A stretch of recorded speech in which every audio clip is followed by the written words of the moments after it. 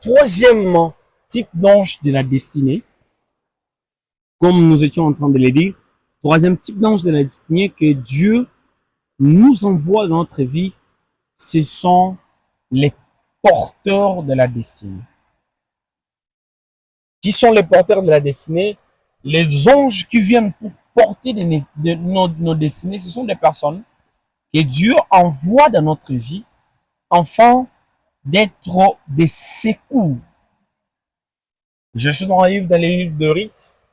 Si vous lisez les livres de Rite, vous allez comprendre que la Bible est en train de parler d'une femme au nom de Naomi. Naomi qui s'est déplacée de sa ville, aller jusque là où elle devait aller chercher la vie, lui et son mari, ainsi que ses deux fils.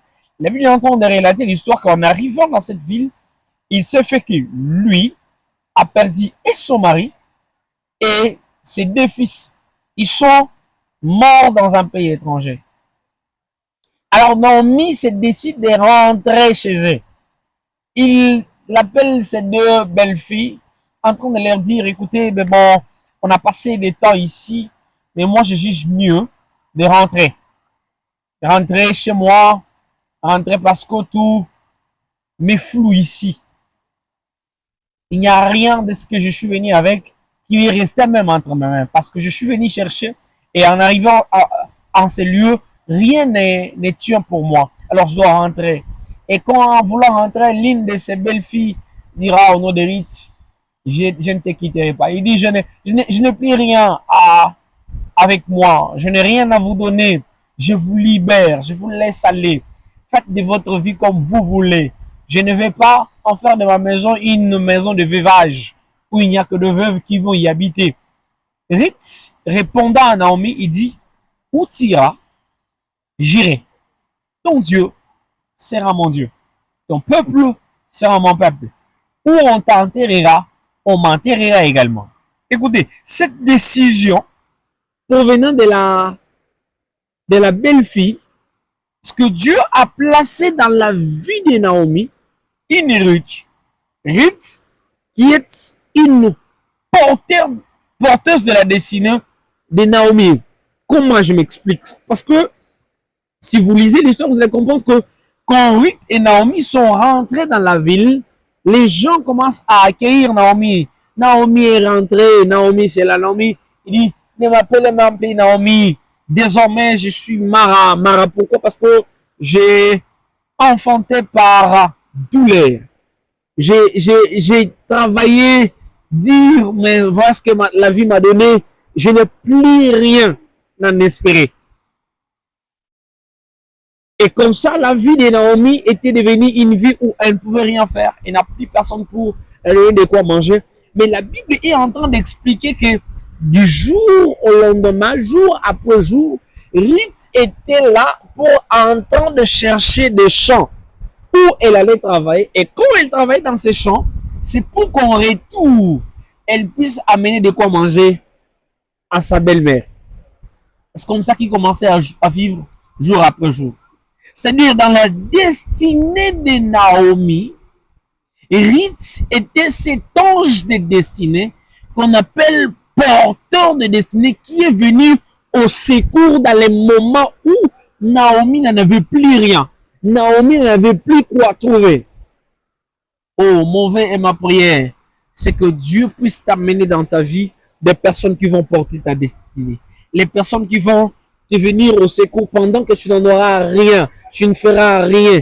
Et ils seront là pour porter ta destinée afin que de te trouver ce que tu dois avoir. Mais je voudrais aussi te dire que Dieu te fasse un porteur, une porteuse de destinée. Que tu sois la personne sur qui les autres vont s'appuyer. Que tu sois celui qui va restituer du bien au centuple à ceux qui t'ont aidé. Je comprends une chose, quand on est l'ange qui porte les destins des autres, Dieu ne nous laisse pas aussi comme ça. Parce que la vie de Ruth n'a pas resté la même. Pourquoi? Parce que la porté la destinée de Naomi, elle a été ce secours qu'il aurait failli. La Bible a raconté que chaque soir, Il rentrait en train de lui faire les rapports. Écoutez, j'y suis allé, j'ai travaillé là, je suis arrivé un tel. Et voilà, aujourd'hui, je suis arrivé dans un chat d'un homme nommé Boaz. Voilà ce qui m'est arrivé, voilà ma journée. Et chaque soir, Naomi commençait à lui partager son expérience, lui donner des coachings. Voilà comment tu te comporter, demain tu feras ça, tu arriveras comme ça. Mais en retour, c'est Ruth qui prenait en charge la vie de Naomi. En étant cette porteuse de la destinée de Naomi, cette ange destinée qui a porté sa destinée, la Bible est en train de décrire ce que vous savez déjà, c'est que Ruth est arrivée à reconstruire sa vie, à trouver le Boaz, qui a été l'homme de sa destinée, l'homme que tout le monde enviait, l'homme que tout le monde cherchait. Mais son regard a été tourné vers Ruth. Pourquoi? Parce que déjà Ruth était la porteuse d'une destinée. Elle portait la destinée de Naomi et elle avait cette charge de l'amener quelque chose à manger, de la faire vivre. Et Dieu ne l'a pas abandonné. Je conseille quelqu'un par cette vidéo que Dieu te fasse celui qui va porter les destinées des autres. N'oublie jamais quelqu'un qui t'a logé dans sa maison. N'oublie jamais quelqu'un qui t'a donné, je ne sais moi, la nourriture, l'eau ou quelque chose. Quelqu'un qui t'a donné l'opportunité. Quelqu'un qui t'a permis de croiser quelqu'un. Cette personne-là, ne l'oublie jamais. Porte-la. Parce que des fois, Dieu nous place étant des porteuses des destinées d'autres personnes. Il y a des bénédictions que Dieu donne entre nos mains afin que nous puissions être les facilitateurs des destinées de d'autres personnes. La bénédiction d'Esther, en étant reine dans un pays étranger, était que Esther a été hautement placée pour être la porteuse de la destinée de Mardochée. Parce qu'un jour, quand Haman se lève, il se dit, mais bon, moi, je vais tuer Mardochée et tous les peuples juifs dans l'imagination, dans la programmation de Naaman, il ne visait pas la reine. La personne que Naaman était en train de viser, il ne savait même pas de quelle nation était la reine. Mais la personne qu'il est en train de viser, c'est qui? C'est Mardochée et tous les peuples juifs. Mais comme Esther était déjà placée, j'aime la parole de Mardochée quand Esther commence à hésiter. Il lui dit, tu ne sais pas si Dieu t'a placé là où tu es pour des moments comme celui-ci. Il y a des gens que Dieu bénisse aujourd'hui. Il leur donne un peu de moyens afin que tu scolarises les ministres d'Adama. Afin que tu puisses aider les gens qui portent des destinées de toute une génération, de tout ton peuple. Il y a des gens comme ça que Dieu te bénit pour un temps, mais pour que tu puisses être cet sincère, que les autres puissent y arriver dans leur destinée. Que tu puisses être cet tremplin que les autres viendront afin de monter pour être shiftés, arriver là où Dieu les attend. Soit la porteuse de destinée, soit les porteurs de destinée. Tu ne sais pas, les gens que Dieu met devant toi, que tu es en train d'aider, ce sont des personnes qui demain et après-demain, ils seront les gens parce que tu les as portés, ils seront hautement placés. La Bible est en train de dire la suite de l'histoire, parce que ce livre d'Esther ne finit pas en ratant des endroits précis, que la Bible est en train de préciser qu'à la suite de l'histoire, c'est que Mardochée a été hautement placé jusqu'à en être premier ministre dans un pays étranger et où il traitait directement avec les rois. Voyez-vous, Esther qui était placée avant, Esther était une reine. Mais quelle reine? La reine qui devrait demander l'autorisation pour venir voir les rois. Mais quand Dieu va élever Mardochée dans son temps, lui n'a pas besoin d'autorisation pour parler avec les rois. Lui, c'est quelqu'un qui gère avec les rois dans le quotidien. Soit cette porteuse de destinée, soit cette porteur de destinée.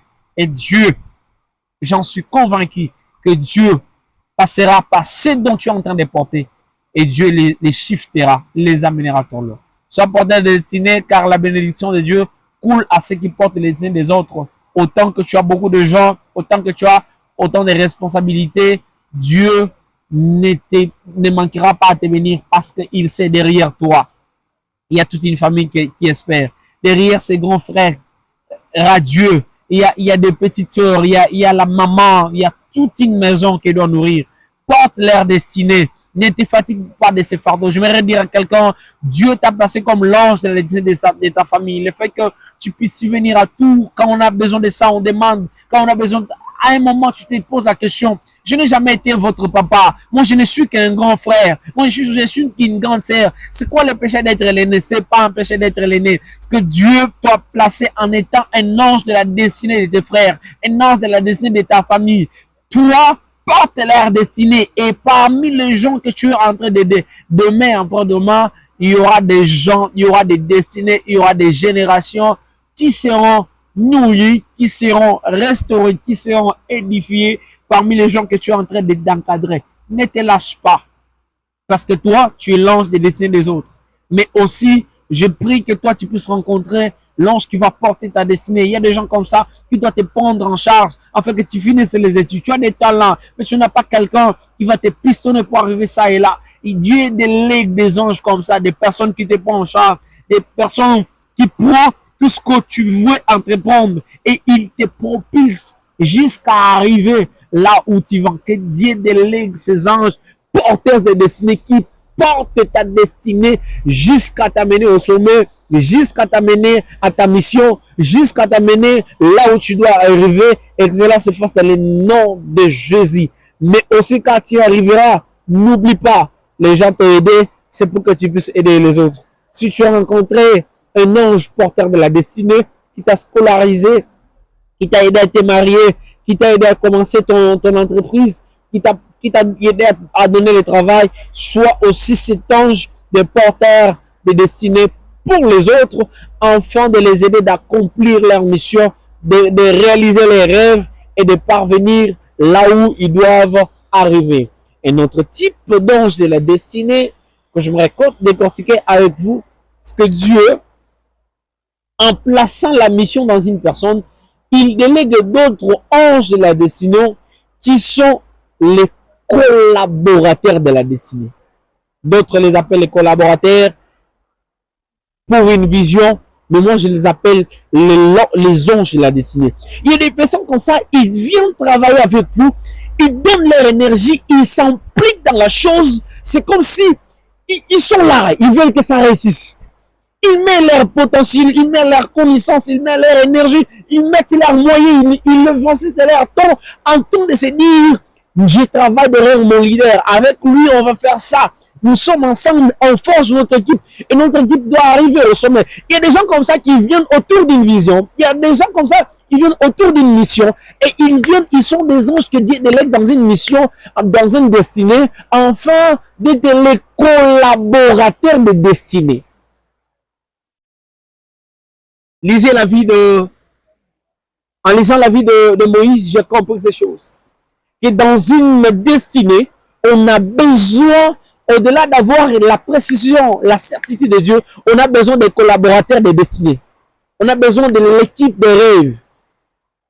Comme tout le monde le dit, l'équipe de rêve. Les gens qui, vous avez besoin d'eux afin d'accomplir quelque chose. Ils sont tellement des personnes qui doivent, avec eux, vous allez faire mieux. C'est comme ça que Moïse a compris que pour accomplir sa mission, il a besoin d'anges de destinée qui sont les collaborateurs. C'est comme ça que Moïse est en train de donner une place de choix à ses collaborateurs. Il y a des gens qui valorisent les autres, ils ne valorisent pas leurs collaborateurs. Ils oublient les gens qui ont commencé avec eux dans les néants et aussi longtemps qu'ils sont élevés, ils préfèrent prendre les autres. Ne faites pas cette erreur dans la vie. Parce que ces personnes-là, Dieu les a placées auprès de toi afin que vous réussissiez ensemble. Afin que vous ne peignez pas seulement ensemble, mais que vous réussissiez ensemble. Quand tu seras au trône, n'oublie jamais les personnes qui t'ont aidé à arriver au trône. Ils devaient aussi se faire des leaders dans leur coin, mais ils t'ont choisi toi comme leur leader. Ils devaient aussi se faire des gens, ça et là, mais ils se sont dit, je viens apporter ma pierre d'édifice auprès de lui, afin d'arriver là où il va. Cultiver l'esprit d'écoute, ça t'aidera à déplacer de donner une place de choix à tes collaborateurs. Ce que Moïse fait, c'est que quand il rencontre son beau-père Jéthro, le conseil de son beau-père Jéthro a une place de choix parce qu'il sait que sa destinée sera pleinement accomplie grâce à ses collaborateurs. Et quand Jéthro lui donne le conseil, il dit, hey, Moïse, si t'épuises trop, mettez des collaborateurs, faites des groupes de son, des groupes de 10 qui vont gérer les groupes de son. Ainsi, ils vont faire des rapports, et ça arrive au toi, ça t'allège la tâche. Moïse écoute, il met en pratique. Il ne dit pas à Jéthro, toi tu parles pas avec Dieu, tu ne peux pas me conseiller. Il y a des sagesses qui nous sont importantes, des personnes que peut-être qui ne sont pas de notre domaine, mais ils viennent nous aider par leur secours dans ce que nous sommes en train de faire. Et vous allez voir que dans le ministère de Moïse, il ne rencontre pas seulement Jéthro, mais il est en train de marcher avec celui qui est son interprète. La Bible dit, son frère Aaron, il était là.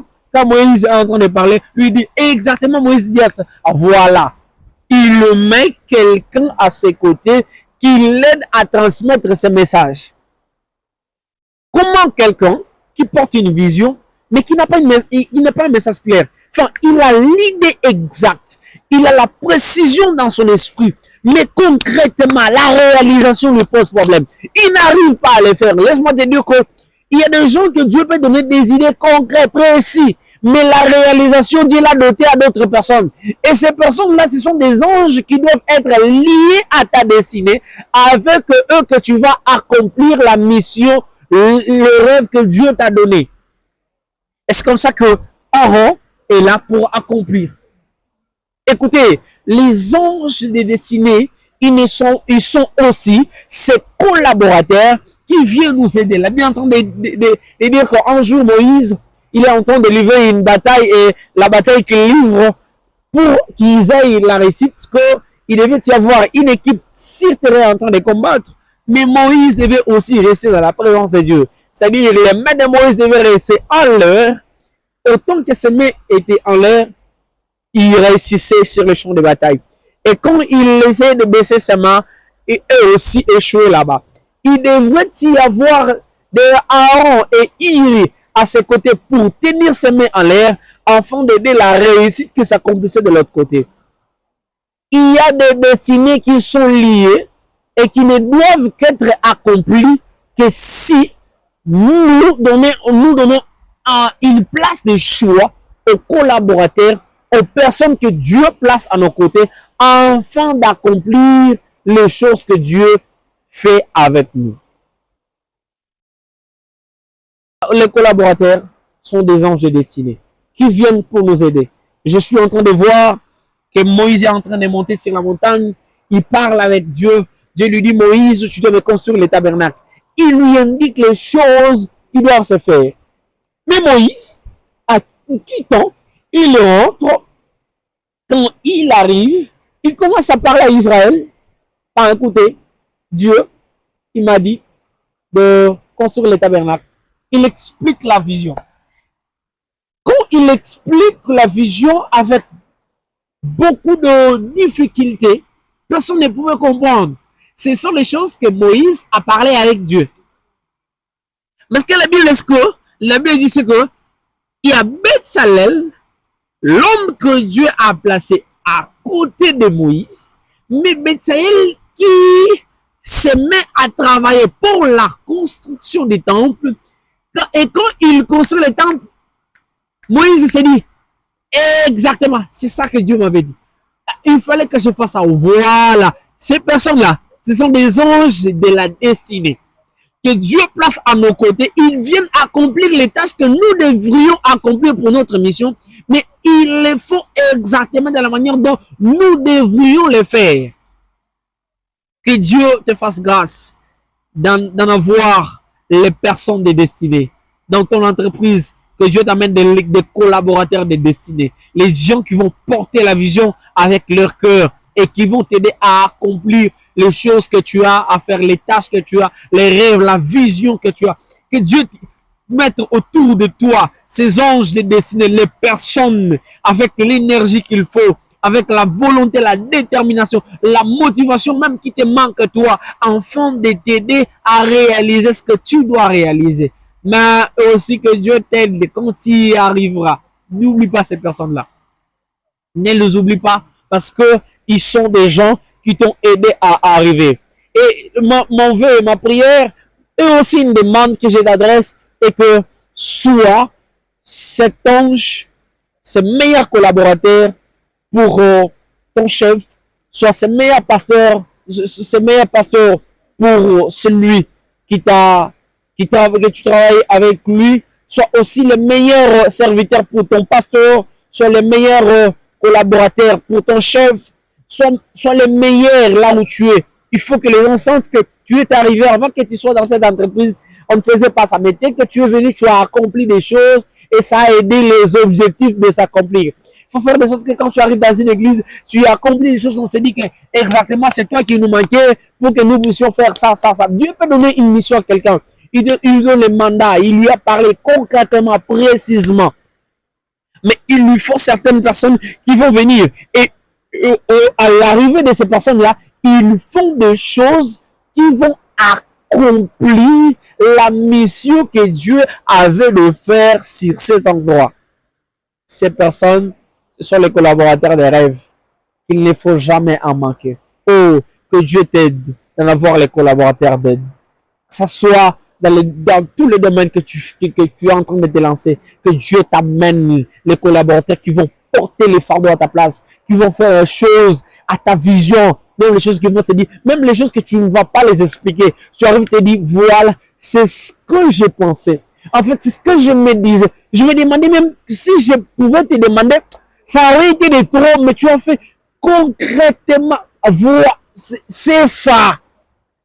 Que ces personnes viennent dans ta mission, qui viennent dans ton entreprise, qui viennent dans ton ministère, qui viennent dans ce que tu es en train de faire, qui viennent dans ta mission, afin de t'aider à accomplir pleinement même les tâches là où tu n'étais pas. Que les gens se disent, voilà l'église a accompli encore ça, voilà cette entreprise a accompli. Tu n'étais pas là, mais la personne qui te représentait là faisait exactement ce que toi tu aurais dû faire là-bas. Il y a des gens qui s'épuisent aujourd'hui. Il a besoin de faire quelque chose. Mais qui va lui représenter? Parce que tu ne peux pas tout faire. Que Dieu t'amène cet ange dans ta destinée. Qu'il t'aide à accomplir des choses que toi, tu ne pouvais pas de toi-même. Et pour finir aujourd'hui, je voudrais parler de notre type d'ange de la destinée. Ce sont les anges spirituels. Ah oui, j'ai parlé des anges spirituels. Il en existe sur la terre des anges que Dieu envoie au ciel qui viennent pour débloquer des situations impossibles sur la terre. Sûrement, je vais vous parler des anges physiques. Ce sont des personnes comme ça que tu vois qui viennent et ils apportent quelque chose, ils accomplissent quelque chose, ils te soutiennent, ils te portent, ils te conseillent, ils te présentent. Mais il y en a aussi d'autres qui sont des anges spirituels que Dieu peut déléguer dans tes nuits, tu vois comme ça. Et non, ce qui veut te dire, Dieu veut faire ça avec toi. C'est pendant la nuit que la femme de Manoach a vu un ange qui vient lui dire, moi Dieu, je vis les pleurs d'Israël. Et la nuit, il vient lui dire, toi, tu seras grosse d'un enfant. Et voilà la suite de la vie de cet enfant. Il sera, lui, la solution pour Israël. Manoach dit, oh, que l'ange qui était à Paris m'apparaisse aussi, qu'il me confirme le message. Manoach aussi a prié. L'ange lui a dit, voilà, tu auras un enfant, tu lui donneras le nom de Samson. Et Lazare ne passera pas sur sa tête. Il y a des anges que Dieu envoie au ciel pour t'indiquer ce que tu dois faire. Il y a des personnes sur la terre comme ça. Ils ne savent pas qu'est-ce que je dois faire concrètement. J'essaye tout, je me mets à faire tout, mais il ne sait pas qu'est-ce qu'il doit faire. Que Dieu envoie des nuits comme les jours, les anges qui vont quitter les cieux arriver et te dire concrètement ce que tu dois faire afin de que tu réussisses dans ta destinée. Il y a des gens qui essayent à tout par manque de précision, d'exactitude. Il faut que Dieu délègue un ange qui provient de ciel qui va te fixer et te dire, toi tu es appelé à ça. Et quand tu vas te mettre à ce que Dieu a dit que tu fasses, tu verras que les choses vont couler. Tu vas penser les choses. Les anges, ils ne quittent pas seulement les ciels pour venir nous donner des informations, mais ils viennent aussi pour combattre à notre faveur. Quand tu es en train d'hésiter, Daniel est en train de me dire exactement, homme de Dieu, tu es dans les rails. Ce que tu dis est vrai. Parce que Daniel en a vécu que lui est en train de prier sur la terre. Sa prière monte au ciel. Dieu lui répond du ciel et la réponse arrive. Mais lui, étant ici sur la terre, il ne vit pas la réponse qui était venue du ciel. Il a failli qu'on puisse déléguer un ange qui vient combattre et abattre les combats spirituels que David ne pouvait pas voir, afin que lui, physiquement, il puisse vivre la manifestation de la gloire de Dieu. Il y a des gens qui ont des destinées glorieuses, mais qui sont combattus dans le monde des esprits. À tout ce qu'il essaye, on le combat. De nuit, il ne fait que des cauchemars. Laisse-moi te dire, il y a un Dieu qui peut déléguer ses anges. Mon vœu et ma prière, ce que je voudrais déclarer sur toi, c'est que Dieu puisse envoyer ses anges afin de débloquer tout obstacle spirituel qui s'est levé, afin d'intercaler ta progression, afin d'intercaler ton élévation, qu'ils rencontrent les anges de Dieu au nom de Jésus, que les anges de Dieu puissent venir débloquer, qu'ils puissent venir combattre toute personne qui s'élève dans le monde des esprits pour bloquer ta progression, pour bloquer ton élévation, pour bloquer ta mission, que Dieu puisse déléguer les anges afin de venir abattre dans le nom de Jésus. Les anges ne quittent pas le ciel seulement pour nous donner des informations. Ils viennent aussi pour combattre en notre faveur. Dieu peut, que mon Dieu délègue des anges afin de combattre pour ta famille. Que mon Dieu délègue des anges afin de combattre pour ta saison. Que mon Dieu délègue des anges afin de combattre pour ton mariage. Que mon Dieu délègue des anges afin de combattre pour ta vie. Que mon Dieu délègue des anges afin de combattre ceux qui combattent ta santé. Ceux qui combattent ta vie, tes enfants. Qu'il les abat au nom de Jésus. Que les anges quittent le ciel et venir dans le monde des esprits afin de combattre toute incantation qui te cherche. Même si on a déjà hanté ta maison, ton travail, ton business, le monde satanique a déjà hanté ça. Que Dieu envoie les anges pour venir désembouter dans le nom de Jésus. Et des situations qui bloquent comme ça parce que c'est comme ça une force démoniaque qui est venue y habiter. Et à ça, il faut que Dieu puisse déléguer un ange pour venir faire le combat spirituel à ta place. Les anges, ils viennent aussi pour débloquer et déverrouiller, ouvrir les portes qui étaient fermées. La Bible est en train de me dire que Paul est enfermé. Il est enfermé. Physiquement comme ça enfermé. Paul et Silas, enfermé physiquement. Mais pendant qu'il chantait, pendant qu'il louait, ça va ce qui se passe? La vie d'Actes des Apôtres, la Bible de dire que les murs des prisons ont commencé à ébranler. Et tout à coup, écoutez, les anges peuvent débloquer aussi des combats qui sont physiques comme ça. C'est comme ça que les anges viennent dans le monde des esprits, ils viennent, ils débloquent. Et spirituellement, physiquement comme ça, Paul, il constate que les prisons sont ouvertes. Vous voyez?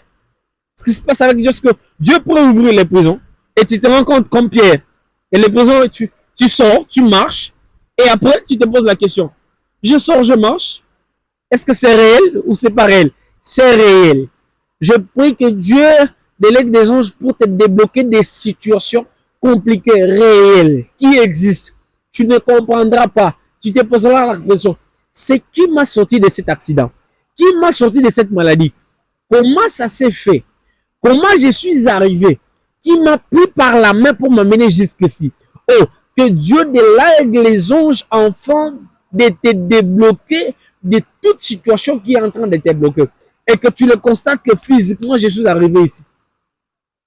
Pierre, maintenant, quand lui aussi, quand les anges font venir ouvrir les prisons, il part. Il se pose la question, oh, mais je suis libre. Est-ce que je rêve ou c'est réellement? Non, tu rêves pas, Pierre. C'est réel. Dieu t'a délivré. Il a envoyé ses anges. Les anges peuvent quitter aussi les ciels afin de venir te débloquer les situations. Mais aussi, la Bible est en train de me dire, dans le livre des Actes des Apôtres, que l'ange quitta le ciel, venir s'adresser à Corneille. Il dit à Corneille, tes prières et tes aumônes font monter vers Dieu. Et Dieu en est descendu pour exécuter. Écoutez, l'ange peut venir aussi pour déclencher une saison d'accomplissement de la promesse de Dieu. Oui, il y a des saisons comme ça où tes prières doivent être réelles, où tu dois vivre les résultats de tes prières. Parce qu'en soi, quand on prie la prière, l'écho de la prière part pour créer quelque chose qui doit quitter le spirituel et venir dans le monde matériel, être palpable et visible. Alors je déclare que Dieu délègue des anges qui vont venir t'annoncer la saison d'accomplissement. Non seulement ils vont t'annoncer la saison, mais qui vont venir te faire voir la saison où Dieu va passer des promesses en accomplissement, en accomplissant toutes les choses qu'il a annoncées et qu'il a déclarées dans ta vie. Que Dieu te bénisse. Je voudrais prier pour toi. Je voudrais prier pour toi, toi qui as suivi cette session d'ange de la destinée. Je voudrais prier pour toi, afin que Dieu puisse t'accompagner. Père éternel, je prie, je déclare dans la vie de toute personne qui a été là, en train de suivre ces enseignements. Mon Dieu, fais à sorte qu'il puisse rencontrer l'ange de sa destinée pour déverrouiller ce qui a été verrouillé dans sa vie, pour l'amener là où il doit arriver, pour l'aider à accomplir ce qu'il doit accomplir. Seigneur, pour porter sa charge à sa place, afin qu'il soit réellement erré dans sa vie. Mon Dieu, je te prie que tu délègues les anges physiques et spirituels dans la vie de ces bien-aimés frères et sœurs qui me suivent pendant ce moment, afin qu'ils vivent les plans, accomplissement de sa mission, de sa vision, de ses rêves, de ce qu'il est appelé à faire. Père éternel, sois Dieu, afin qu'il témoigne qu'il y a l'ange qui me parvenait, qui m'a aidé à accomplir ma saison. Que Dieu vous bénisse.